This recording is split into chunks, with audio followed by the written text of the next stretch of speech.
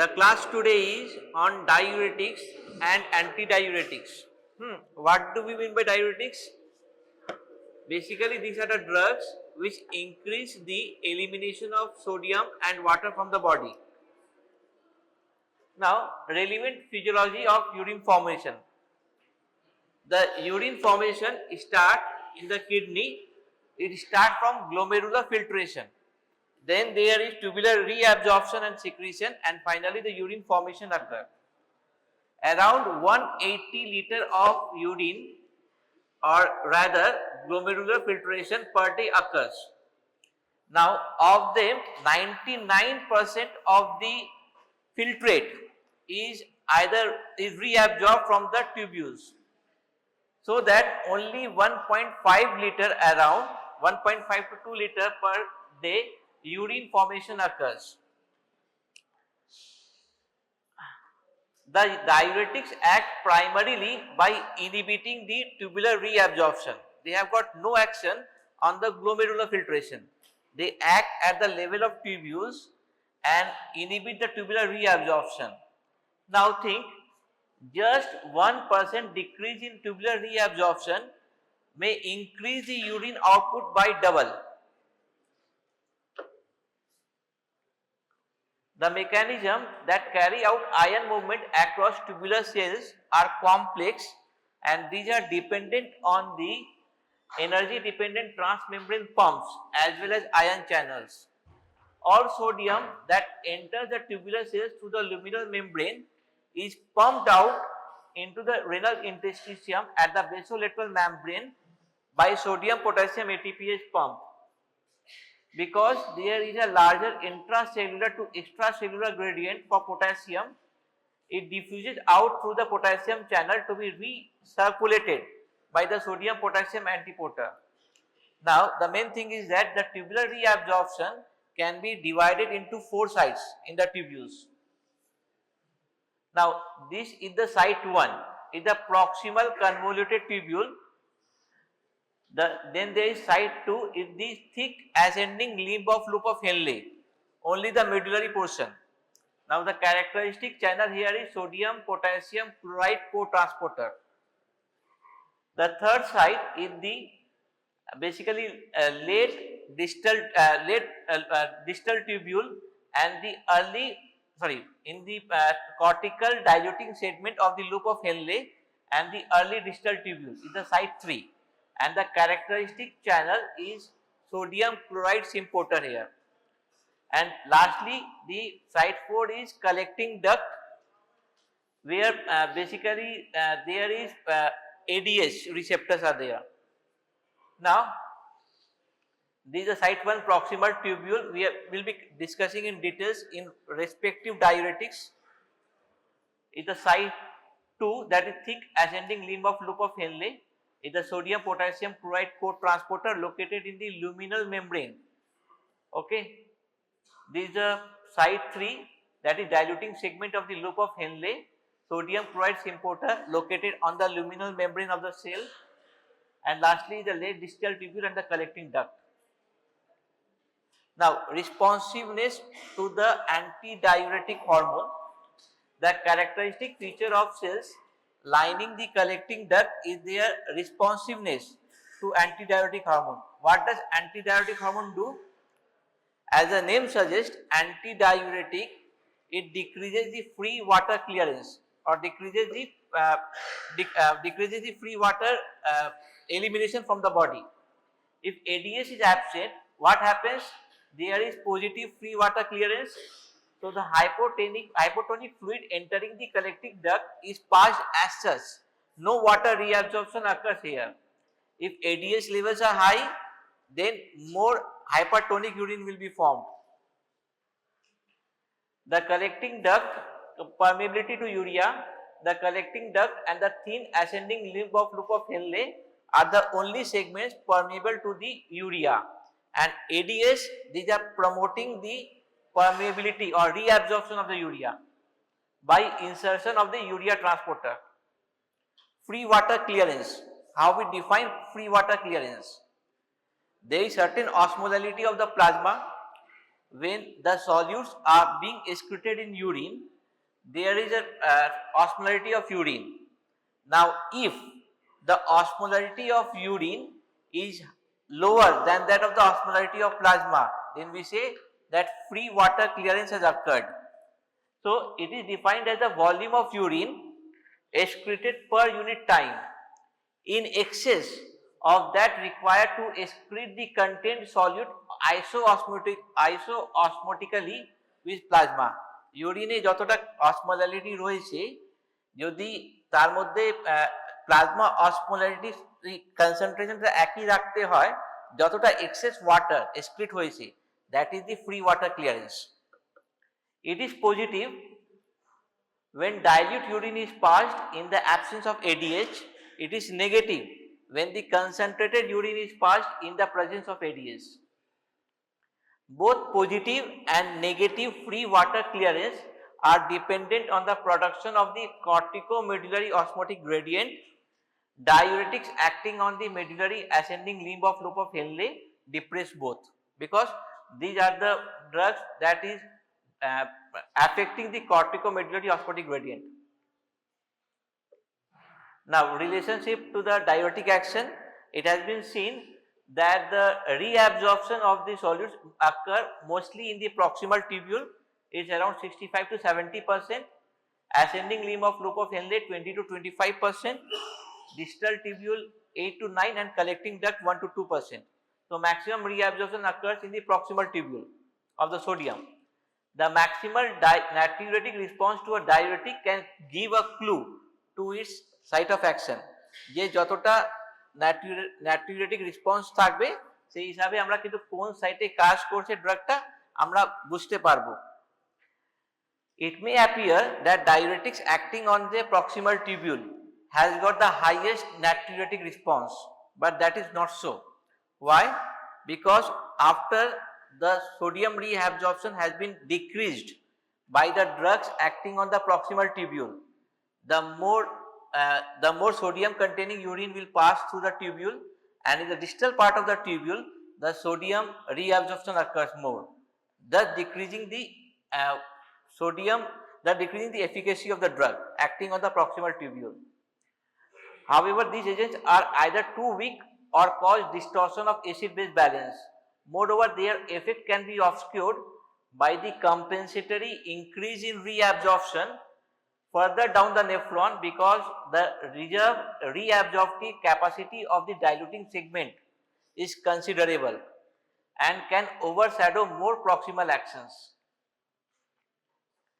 A diuretic having a primary action on medullary ascending limb of loop of Henle, like furosemide, they can produce substantial effect because of limited capacity for salt absorption in distal tubule and collecting duct.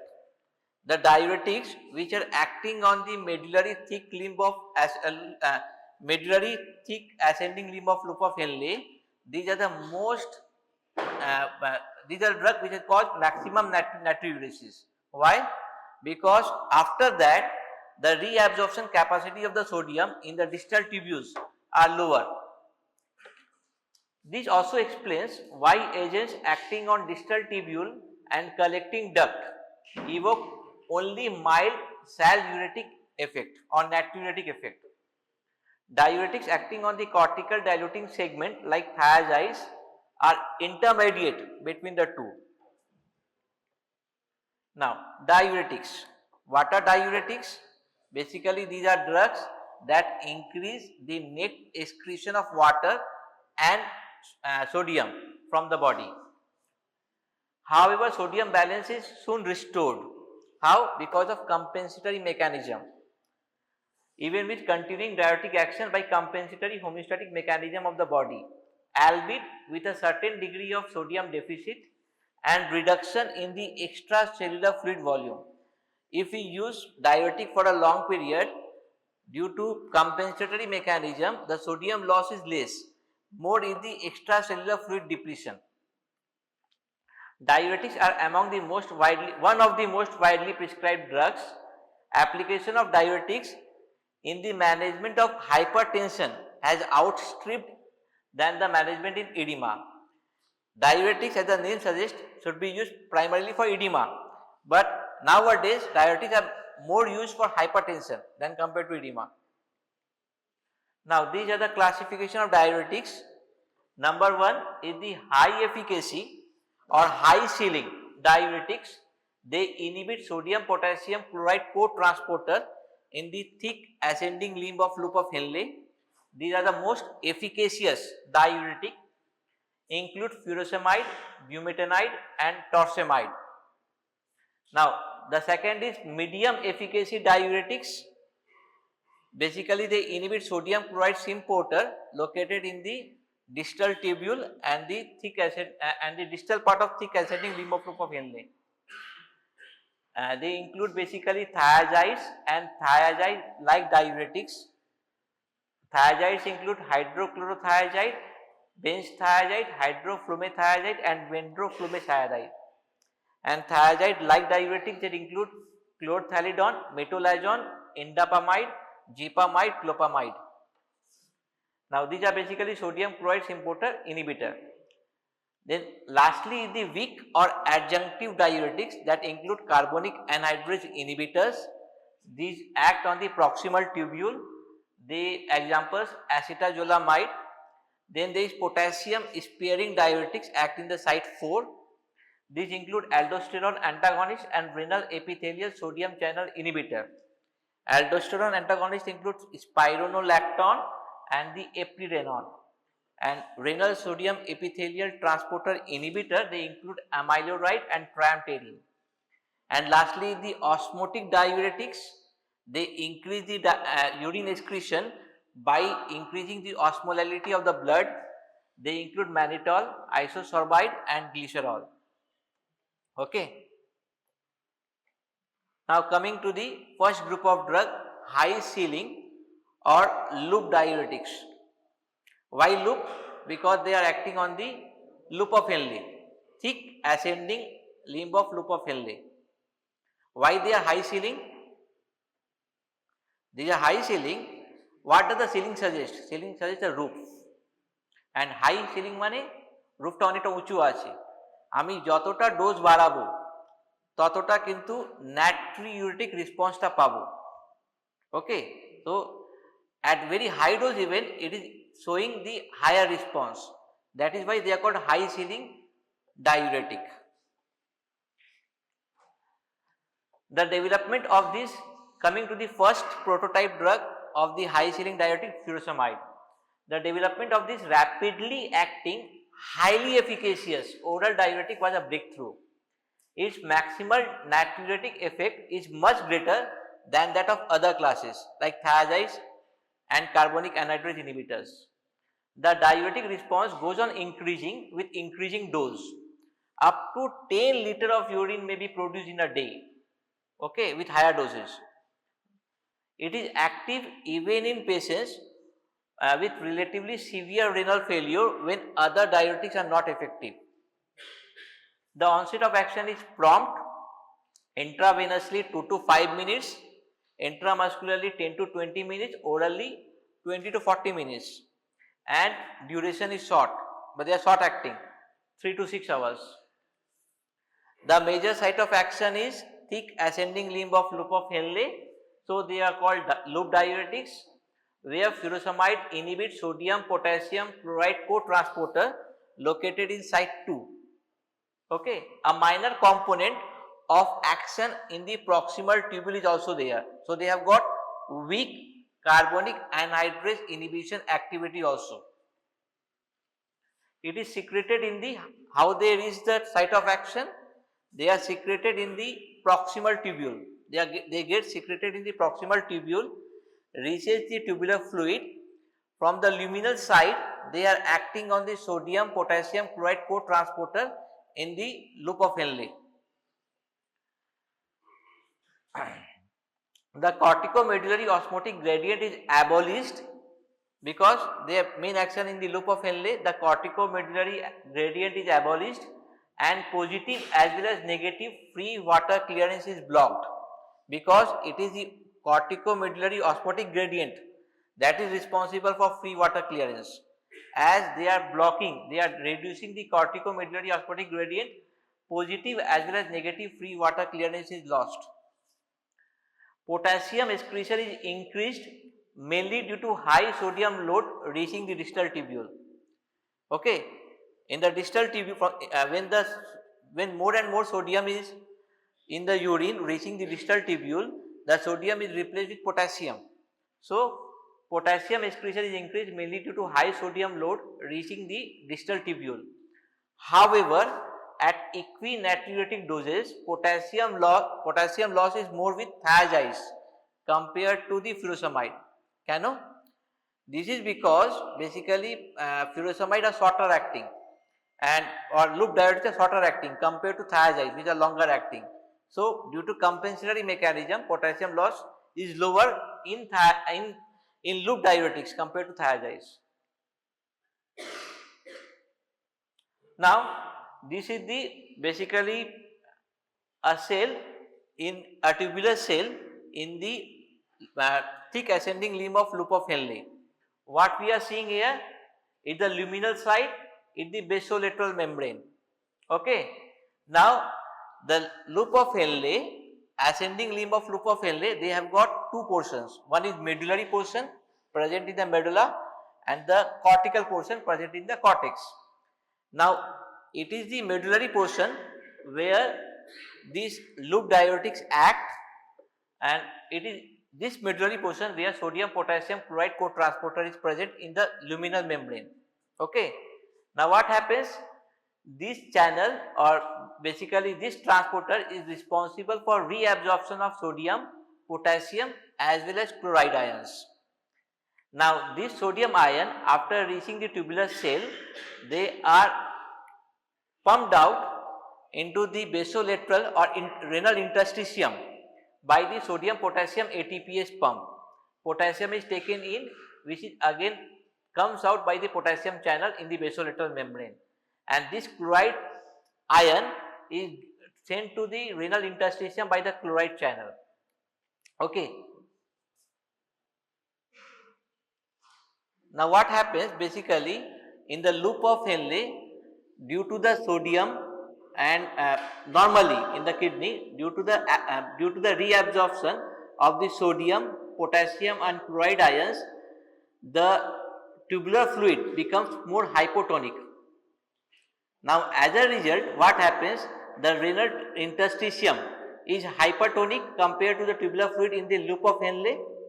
The corticomedullary gradient sets in, and this draws in more water in the descending limb of loop of Henle, and by this mechanism counter current multiplier, passive counter current multiplier occurs, and that basically result in 4 times the corticomedullary osmotic gradient.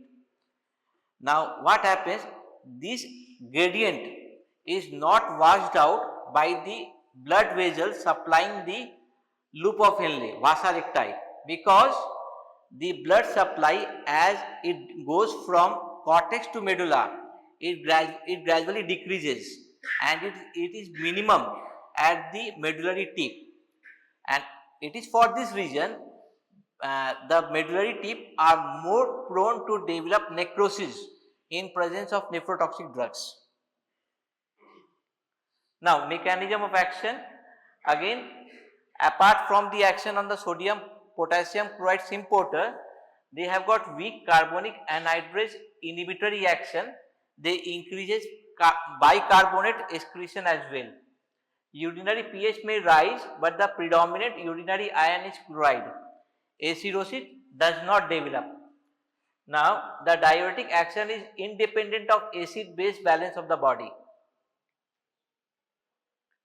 Intrarenal hemodynamic change. Furosemide causes acute change in renal and systemic hemodynamics. After intravenous injection in 5 minutes, renal blood flow is transiently increased. There is redistribution of blood from outer to mid cortical zone. Glomerular filtration rate remains unaltered due to compensatory mechanism. Now, pressure relationship between vascular, interstitial and tubular compartment ultimately result in decreased proximal tubular reabsorption. and this mechanism possibly is brought about by increased prostaglandin synthesis in the kidney.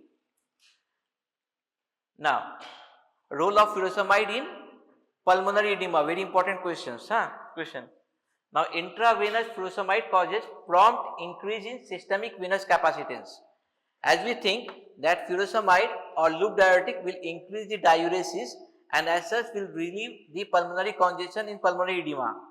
But even before the natriuretic response is seen, there is prompt increase in systemic venous capacitance because of vasodilatation and decreased left ventricular filling pressure even before the diuretic response is apparent. So, there are two mechanisms by which the loop diuretics are helpful in pulmonary edema. Number one is increasing the systemic venous capacitance and number two is basically diuretic response. Okay. This action also appears to be prostaglandin mediated and is responsible for the quick relief it affords in left ventricular failure and pulmonary edema. Other metabolic changes, they increase the calcium excretion, contrast to thiazides which decreases the calcium secretion. So, furosemide is causing basically hypocalcemia while thiazides they are causing hypercalcemia. Magnesium excretion is increased by both loop diuretics and thiazides.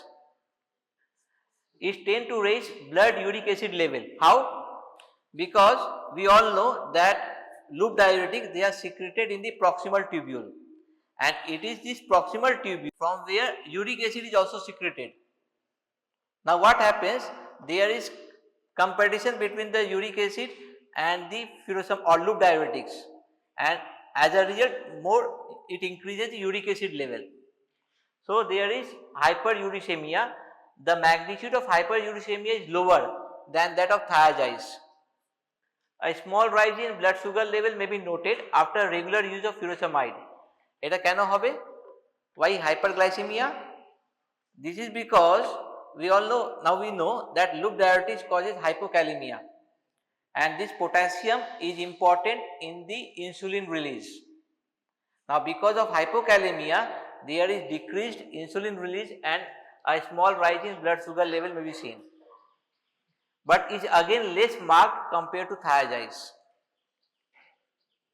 Now this sodium potassium chloride symporter, it basically is a glycoprotein having 12 membrane spanning domains.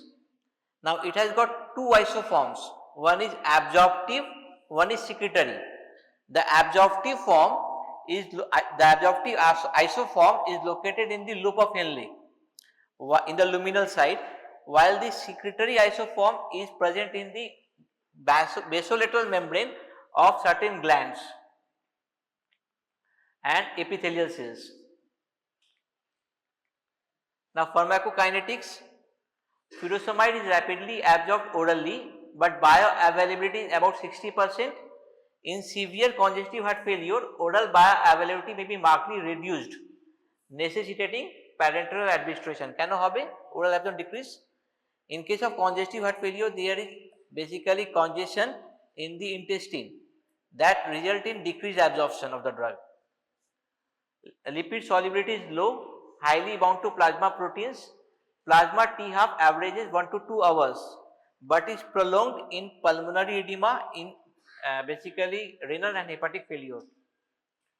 Bumetanide, all similar to furosemide, only it is 40 times more potent. They ensure very rapid diuresis. They are highly effective in pulmonary edema. Hyperuricemia, potassium loss, glucose intolerance and ototoxicity are claimed to be less marked, but it may rarely cause myopathy. It is preferred for oral use in severe congestive failure. যেখানে অন্যান্য loop diuretic খুব একটা congestive heart failure orally কাজ করে না because of decreased absorption. Its bioavailability is impaired to a lesser extent than that of furosemide. So oral bumetanide can be used in congestive heart failure. Coming to torsemide, torsemide is another high ceiling diuretic with properties similar to furosemide, 3 times more potent Oral absorption is more rapid, more complete, used in edema as well as in hypertension. Now, so basically high ceiling diuretics নাম কি বলতে পারবে? Furosemide, torsemide, bumetanide. Now mechanism কোথায় কাজ করে? Co-transporter located where? Loop of Henle. Better to say thick ascending limb of loop of Henle, right? So furosemide is acting at the sodium potassium chloride co-transporter in the luminal membrane of the thick ascending limb of loop of Henle, right? Now next is what are the complications with loop diuretics? What electrolyte imbalance occurs? কে বলতে পারবে ওখান দিয়ে? জোরে বলো। হ্যাঁ, আর পটাশিয়ামে কি হবে? Hypokalemia হবে কি হাইপারক্যালেমিয়া হবে? হাইপোক্যালেমিয়া হবে। হ্যাঁ, হাইপারক্যালসিমিয়া থায়াজাইডে হয়। হাইপোনাট্রেমিয়া হবে, হাইপোনাট্রেমিয়া হবে, হাইপোক্যালেমিয়া হবে। আর কি হতে পারে? ক্লোরাইড এক্সক্রিশন বাড়িয়ে দিচ্ছে তো, হাইপোক্যালসিমিয়া হবে, সরি হাইপোক্যালসিমিয়া হবে। হাইপোক্যালসিমিয়া হবে, হাইপোম্যাগনেসিমিয়া হবে, ইউরিক অ্যাসিড বাড়াবে, রাইট? ইউরিক অ্যাসিডটা বাড়াবে, সুগারটা বাড়িয়ে দিতে পারে। আর হাইপারক্যালসিমিয়া, হাইপারলিপিডেমিয়া হতে পারে, সম্ভব আছে রে, অতটা প্রমিনেন্ট নেই কিন্তু সম্ভব হয়েছে। Uses of high ceiling diuretics. Number 1, edema. Loop diuretics can be used to treat edema irrespective of the etiology, be it cardiac, renal or hepatic. The high ceiling diuretics are preferred in the congestive heart failure for rapid mobilization of edema fluid and তাড়াতাড়ি অ্যাকশনটা required লাগবে. Thiazides may be used for maintenance but often they are ineffective.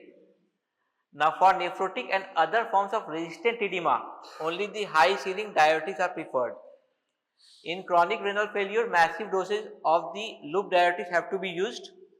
Thiazides are not effective in advanced renal failure. In impending acute renal failure, loop diuretics may decrease the need for dialysis. Now coming to acute pulmonary edema, second use, intravenous administration of furosemide or its congeners produce prompt relief. This is due to vasodilator action that precedes the saluritic action. Subsequently, decrease in blood volume and venous return is responsible for the improvement. So, দুটো action রয়েছে, one is vasodilatation and number 2 is natriuretic response or diuretic response. Number 3 is cerebral edema. In the cerebral edema, osmotic diuretics are preferred, right? But it can be combined with the furosemide or loop diuretics to increase the efficacy of the drug.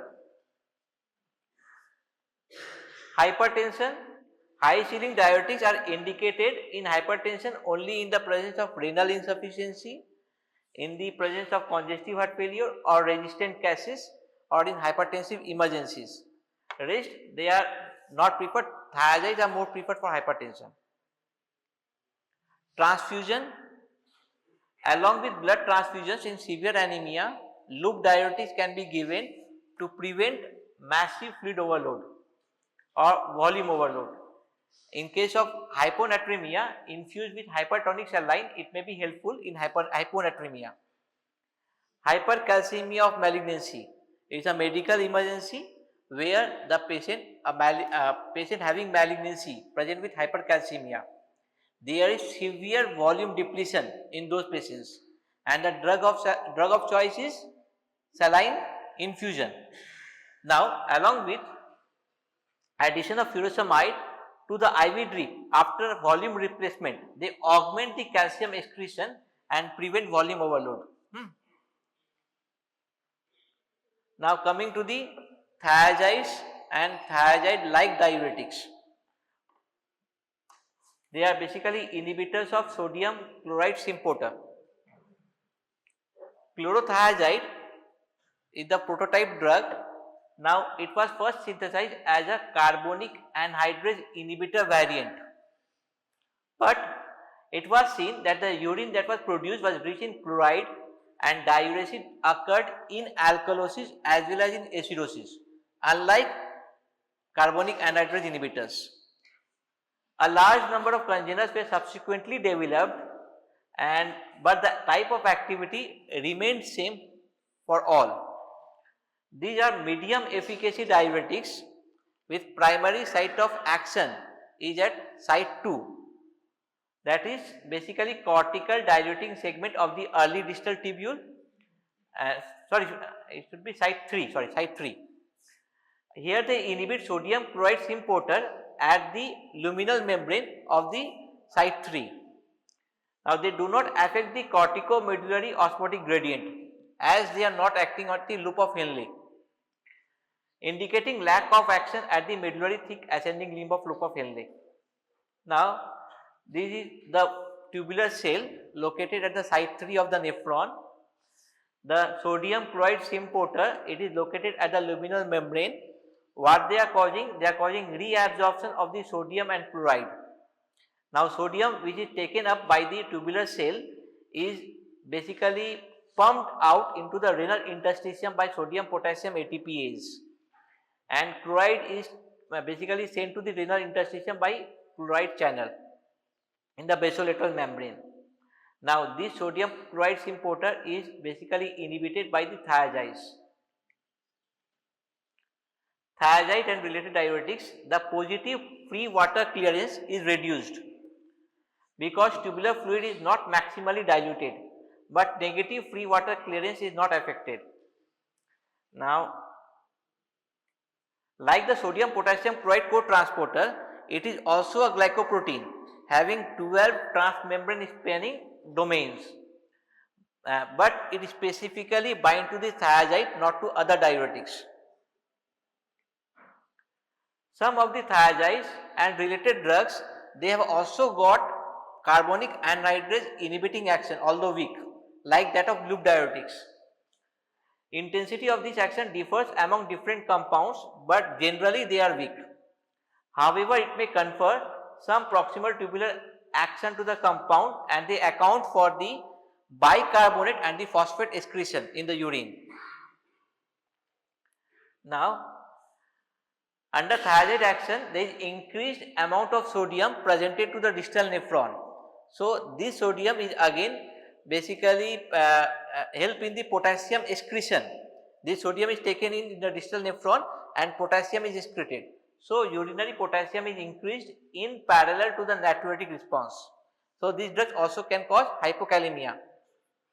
The maximal diuresis induced by different agents fall in a narrow range, though potency differ markedly.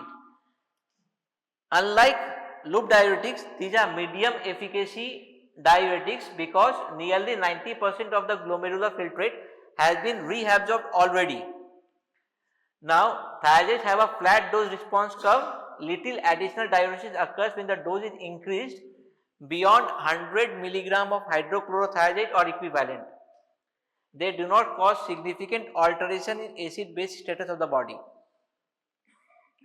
Now, thiazides are not effective in patients with low GFR. Why? Because they decrease the GFR, thiazides. By their action to reduce blood volume as well as intrarenal hemodynamic change, they tend to reduce GFR, and they are ineffective in patients with advanced renal failure. They decrease renal calcium excretion unlike loop diuretics, so they are causing basically hypercalcemia. They increase magnesium excretion. Thiazides causes greater reduction in urate excretion compared to the furosemide. The extrarenal action of thiazide consists of slowly developing fall in blood pressure in hypertensives and elevation of blood sugar in some. So, thiazides find role in patients with hypertension. Pharmacokinetics well absorbed orally. There are no injectable preparation available. Action starts within 1 hour, but duration lasts for 6 to 48 hours. Now, the more lipid soluble agents have larger volume of distribution. Some are even more tissue bound. lower rates of renal clearance and longer acting. Protein binding is variable, little hepatic metabolism, and most of them are excreted unchanged in urine. The elimination half-life of hydrochlorothiazide is 3 to 6 hours. Action persists for 6 to 12 hours. Now this is a comparative chart of pharmacokinetics of different thiazides and thiazide-like diuretics. Hydrochlorothiazide daily dose 12.5 to 100. More clinically we use 12.5 to 25. Carbonic anhydrase inhibitor single plus, duration 6 to 12 hours. Chlorthalidone and daily dose 50 to 100 milligram. Carbonic anhydrase inhibition is plus, so more, 48 hours duration of action. So it is more commonly used as antihypertensive. Metolazone 5 to 20 milligram daily dose. Carbonic anhydrase single plus, 12 to 24 hours. Jepamide 20 to 40 milligram single plus carbonic anhydrase inhibition, 12 hours duration of action. So what we see here, that the carbonic anhydrase inhibition is minimum with indapamide, and duration of action of chlorthalidone is the longest, it's 48 hours.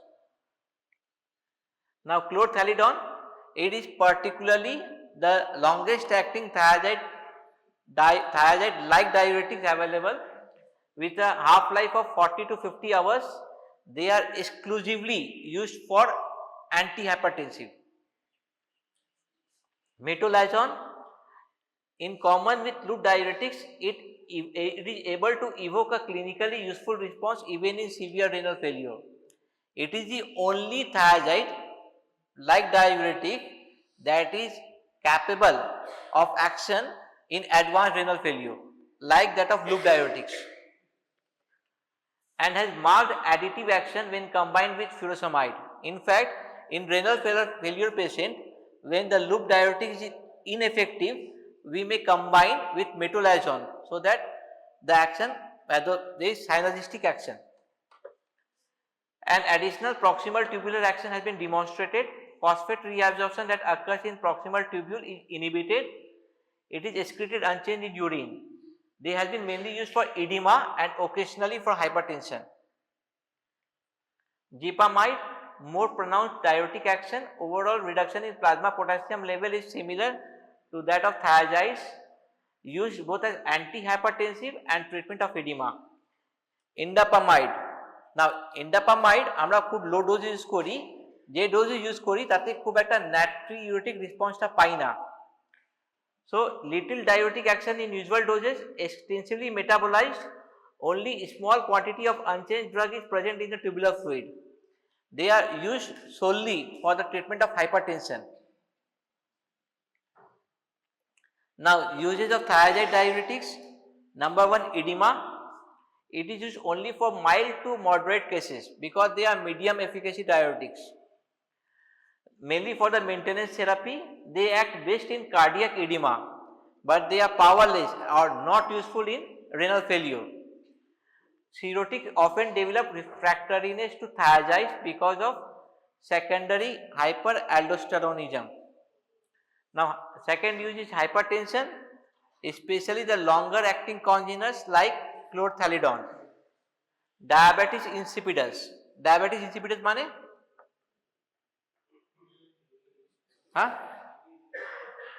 Diabetes insipidus মানে যেখানে positive free water clearance বেশি আছে অনেকটাই, তাই তো? নাও in those cases thiazides are being used to decrease the positive free water clearance. So a thiazide being used here as antidiuretic, or a diuretic being used here as antidiuretic. Okay, so basically thiazide decrease positive free water clearance and are the only drugs effective in nephrogenic diabetic insipidus, but they can reduce the urine volume in pituitary origin as well. Number 4, hypercalciuria. Patient present with recurrent renal stone because of hypercalciuria. In those cases, thiazides act by reducing calcium excretion. Now complications of high ceiling as well as medium efficacy diuretics. Most of the adverse effects of these drugs are related to fluid and electrolyte imbalance. These are remarkably safe in low doses, being used for short periods.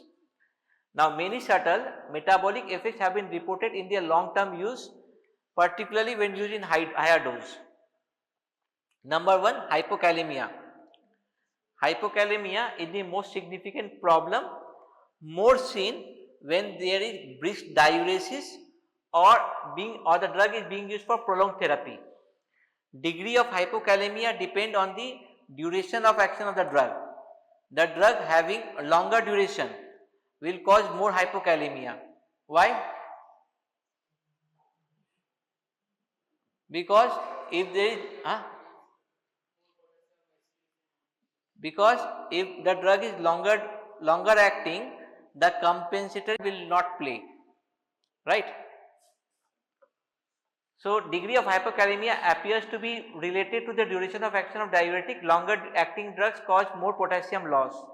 Usual manifestations because of hypokalemia are muscle weakness, fatigability, cramps. Cardiac arrhythmias are the serious complication. Hypokalemia is less common with standard dose of high ceiling diuretics than with thiazides possibly because of shorter duration of action of the loop diuretics, which permits intermittent operation of the compensatory repletion mechanisms. Now, how the hypokalemia can be prevented or treated? There are three ways. Increasing the potassium intake. Number 2 is giving supplements of potassium. And number 3 is using of potassium sparing diuretics. Potassium sparing diuretics basically they increase the potassium level in the blood. Okay. So, basically high dietary potassium intake, supplements of KCl, concurrent use of potassium sparing diuretics. Measures 2 and 3 are not routinely indicated, but can be used in special risk situation like patient with cirrhosis. Okay. Cardiac patient, particularly post MI, they are more vulnerable to hypokalemia. Serious cardiac arrhythmia may occur. Those receiving digitalis, because hypokalemia can increase digitalis toxicity. Using antiarrhythmics or tricyclic antidepressants and elderly patients. Now, serum potassium levels are only a rough guide to potassium depletion. Why? This is because the intracellular potassium store is much higher than the extracellular potassium store. So, what we are seeing is basically the tip of iceberg. So, serum potassium levels are only a rough guide to the potassium depletion because potassium is primarily an intracellular ion. Nevertheless, an attempt to maintain serum potassium at or above 3.5 should be made. Potassium sparing diuretics are more efficacious, more convenient in correcting the hypokalemia than the potassium supplement. ACE inhibitors, AT1 antagonists given with thiazides tend to prevent development of hypokalemia. Now, alkalosis may occur with hypokalemia because more hydrogen ion exchange with sodium in distal tubule when less potassium is available for exchange. Now, number 2, after hypokalemia, acute saline depletion. Now, this occurs because of over enthusiastic use of diuretics, particularly the loop diuretics. They result in dehydration and marked fall in blood pressure. Now, because of dehydration, there is hemoconcentration that can result in basically peripheral venous thrombosis. Sodium and chloride concentration generally remains normal and these are treated by saline infusion. Third, dilutional hyponatremia. With the chronic use of diuretics, what happens? Sodium depletion is basically controlled with counter regulatory mechanism. But what happens? Occurs in congestive heart failure when vigorous diuresis is induced with high ceiling agent. Really with thiazides. Kidney tend to retain water Though it is unable to retain salt due to diuretic, extracellular fluid get diluted. So the patient is basically, there is high fluid content in the body, but sodium level is low. This is called dilutional hyponatremia. How it is treated? Difficult to treat.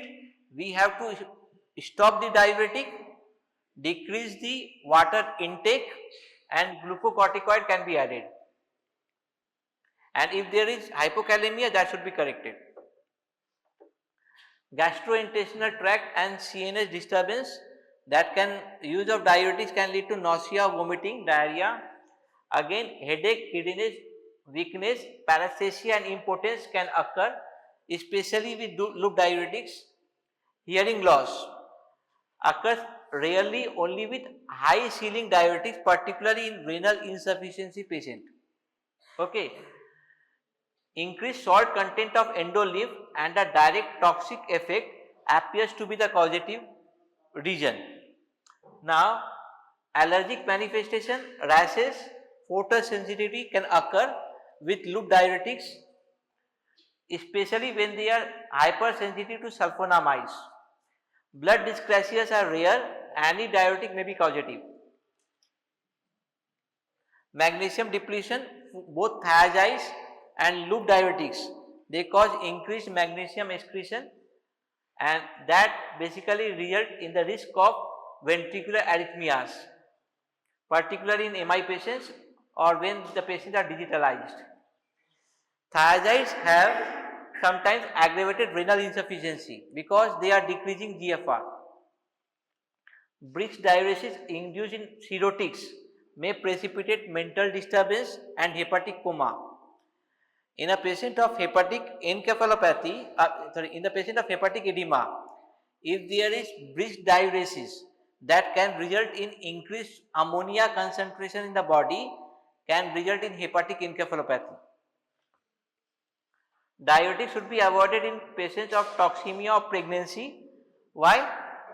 Because in toxemia of pregnancy, although the patient may be edematous, but the extracellular fluid volume is low, and by increasing the diuresis, the fetal, basically placental circulation may be disrupted, that can lead to fetal demise. Interaction, thiazides and high ceiling diuretics can potentiate all other antihypertensives. Number 2, hypokalemia induced by these agents that can enhance the digitalis toxicity. Number 1. Number 2, increase the risk of ventricular arrhythmias. Number 3, they reduce sulfonylurea action. High ceiling diuretics and aminoglycosides, these both are ototoxic, right? So when used together, these both are ototoxic and nephrotoxic. So they should be used together cautiously. Cotrimoxazole and diuretics, they cause higher incidence of thrombocytopenia. NSAIDs used with diuretics, that decrease the diuretic response because NSAIDs primarily act by decreasing the prostaglandin synthesis, and diuretics primarily act by increasing prostaglandin synthesis. So they decrease the efficacy of high ceiling diuretics, number 1, and number 2, also the anti-hypertensive action of the diuretic get blunted. Probenecid interact with the diuretics, loop and thiazide diuretics. Why? Probenecid is secreted in the proximal tubular cells. Again, the diuretics, loop diuretics and thiazide diuretics, they are secreted in the proximal tubular cells. So there is competition between the two, and hence probenecid competitively inhibit tubular secretion of furosemide and thiazides. Again, the diuretics diminish the uricosuric action of probenecid. Serum lithium levels rises due to enhanced reabsorption of sodium and lithium. Now, resistance to high ceiling diuretics. Refractoriness, defined as progressive edema despite increasing the dose of diuretics, is more common with thiazides but occur under certain conditions with loop diuretics as well. What are the conditions? Number one is renal insufficiency including advanced age. Why? Because of decreased access of diuretic to its site of action due to low GFR and low tubular secretion. Number two, nephrotic syndrome. Why? Because the diuretic they bind to the urinary protein, as well as other pharmacodynamic cause, cirrhosis of liver, hyperaldosteronism, abnormal pharmacodynamics, congestive heart failure, decreased absorption. Because of the intestinal congestion, they decrease renal blood flow, they decrease glomerular filtration. Now, long-term use of loop diuretics causes distal nephron hypertrophy leading to resistance. Addition of metolazone as or to some extent a thiazide which act on distal tubule can overcome the resistance. Fractionation of daily dose. Loop diuretics আমরা জানি কি short time কাজ করে, মানে duration of action is short. So আমরা যদি ডোজটাকে divide করে দিই daily, then what will happen? The refractoriness to the diuretic will be decreased. Fractionation of daily dose may prevent operation of compensatory mechanism and restart diuresis. Bed rest also helps. ঠিক আছে রে? তো আজকে দিনটা আমরা করলাম basically loop diabetics and thiazide diabetics.